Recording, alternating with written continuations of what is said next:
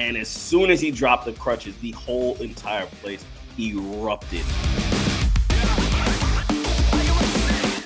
Welcome to the Pin Down, the pro wrestling show at Sports Illustrated. Kent Brown and Chery coming at you post SummerSlam. It is August and there is so much news to cover. But Gene, right out of the gate, we have to admit we were fooled. We believe Seth Rollins was hurt at Saturday night's main event. He fooled us all. You were there in New Jersey at MetLife Stadium. And when Seth Rollins came down, it looked like a little tease. He's going to hold up the briefcase and he's going to leave. Paul Heyman keeps the briefcase out. He takes off the knee brace, drops the crutches, and then cashes in the Money in the Bank on a very quick CM Punk as a 5-minute champion. Very reminiscent to Drew McIntyre last year at WrestleMania in Philadelphia. Talk about what transpired that night, Gene, and you being in the stadium when that happened. It was an incredible night. Night one, SummerSlam, to me, was one of the best live events anyone could have ever been a part of. And let's fast forward to the main event, right? I thought the night was over.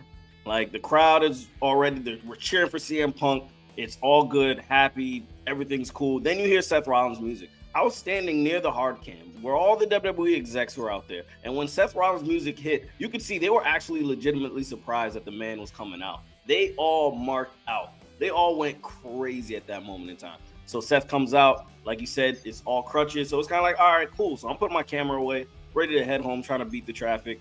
And all of a sudden he drops the crutches. And as soon as he dropped the crutches, the whole entire place erupted. And you knew what was about to go down. He runs to the ring, cashes it in, and the place goes crazy. And Seth Rollins has proved once again, when it comes to these big moments, there's no one better in the WWE for these type of moments. I don't know how many more times we got to see it, but every time we see it, it goes viral. He does well, and he's the man for a reason. Yeah, the ruse of the century, as Michael Cole called it, the twist of the century at WrestleMania with Paul Heyman joining him. And it's just, he gets better and better. He's not only not the best in-ring wrestler there is at the company, the fact that he had his daughter involved when he's walking the streets of Los Angeles with the crutches. He was on the Rich Eisen show pretending like he was injured while hosting the show. His wife, Becky Lynch, clearly had to get involved a little reluctantly, apparently, but she's a trooper. We'll get to Becky Lynch, a little bit later in terms of, how great she is as well. But you look at Seth Rollins, for him to do this long-term storytelling, and once again, Paul Heyman shines in the moment where Paul Heyman guys get over.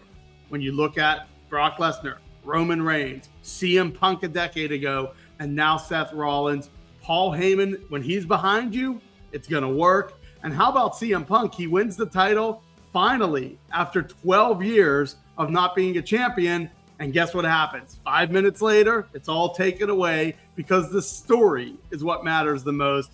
It was one of the best moments they've had in WWE in a long time. Certainly the best moment this year in WWE. And as you said, Gene, you were packing up. You're saying, okay, it's over now. I can head out of here. And instead, the fun just began, so to speak, as Seth Rollins runs to the ring, takes his knee brace off, and of course drops the crutches. That'll live in an all-time moment. When Seth Rollins retires one day and he's in the Hall of Fame, that's going to come up. When CM Punk retires and he's in the Hall of Fame, that's probably going to come up as a signature moment in his career as well. It was a home run all along and perfect storytelling. And when pro wrestling does it right, nothing beats it. Well, it's funny, right? You mentioned it earlier. He's played into this character off camera, and in a time where shows like Unreal are coming out and we're getting behind the curtain, this is a guy that committed to the craft and he protected the business to make sure this hits. If Seth Rollins was walking around normal like nothing happened and then he made his appearance, it would not have hit the same. But the fact that he stayed in character, got his family involved, it made the moment 20 times better. So salute to Seth Rollins for protecting the business, because fans like us, we appreciate that.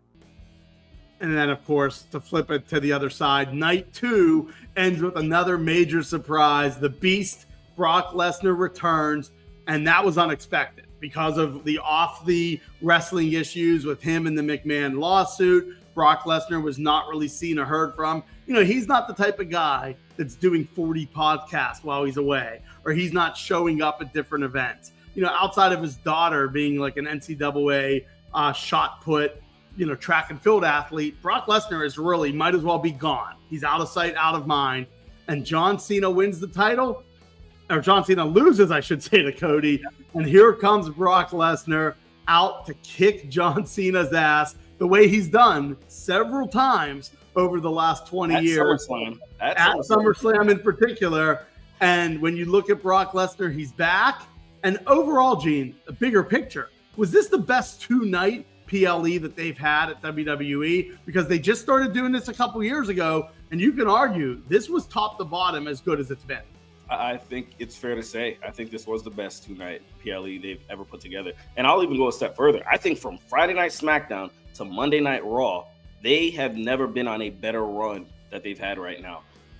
Friday Night SmackDown, you got Cena turning face after a month long of being a heel. Saturday, you get Seth Rollins coming back and the Ruse of the Century. Sunday, you have Brock Lesnar making his return. And Monday night, you got Roman Reigns putting over Bronson Reed and Braun Breaker as he just gets annihilated at the end of the show. To me, this has been the best run WWE has been on for a very, very long time.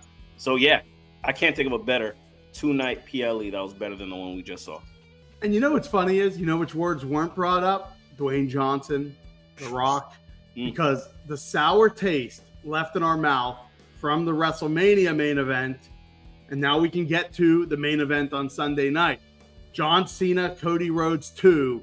That's the match everyone wanted at WrestleMania. Now, we know John Cena was a heel then, but nothing came about. His heel turn, when you look at it, the peak of it was the night he turned heel. After that, it was kind of hit and miss.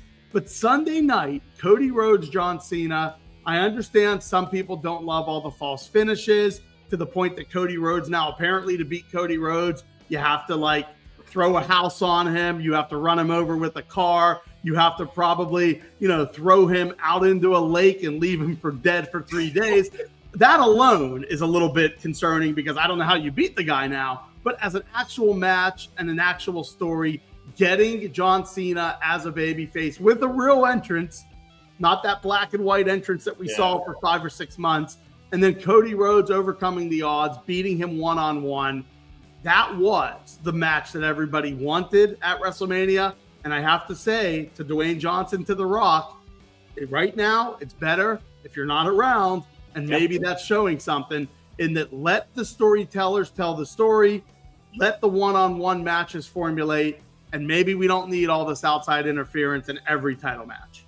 Yeah, and that's one reason why this heel turn to me will go down as probably one of the biggest disappointments of John Cena's career, because you didn't need it. Cena is so good. He will work with whatever you give him. You could have gotten a face John Cena versus a face Cody Rhodes, and the match still would have been excellent. You could have gotten a face John Cena versus CM Punk, Randy Orton, even R-Truth for the fun of it. You could have done a lot of great things on this run. I just feel bad because we lost probably 5 really good months that could have been done really well had The Rock not gotten involved. That being said, this match on Sunday night was excellent. And to me, the fact that John Cena can still go, I'm like, I know we only got 4 months left, but are you really going to walk away after putting on a banger like that with Cody Rhodes? Cody Rhodes proved to me like he deserves to be the face of the company. Him being able to get the best match out of Cena during this run shows why WWE trusts him as much as they do. But yeah, I'm going to miss John Cena, man. This was a great, great match, and I wish we could have gotten it at Mania, but the fact that we got it at all, salute to both men. It was excellent. Great 2-night main event, great 2-night show. And I do want to give a shout out. The first match on Saturday was a great tone setter.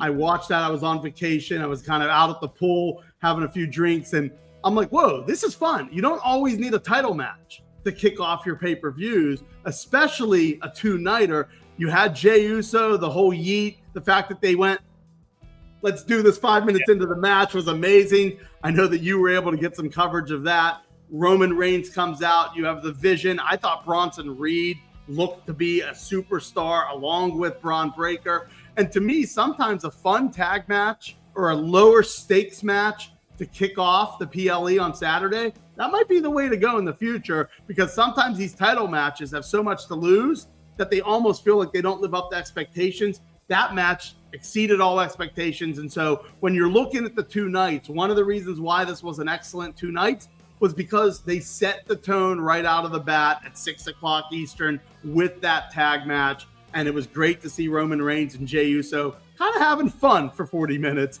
as opposed to kind of needing to be overly serious the way we see it so much. Well, that's going to do it here for our show, The Pin Down on Sports Illustrated. Thanks for watching.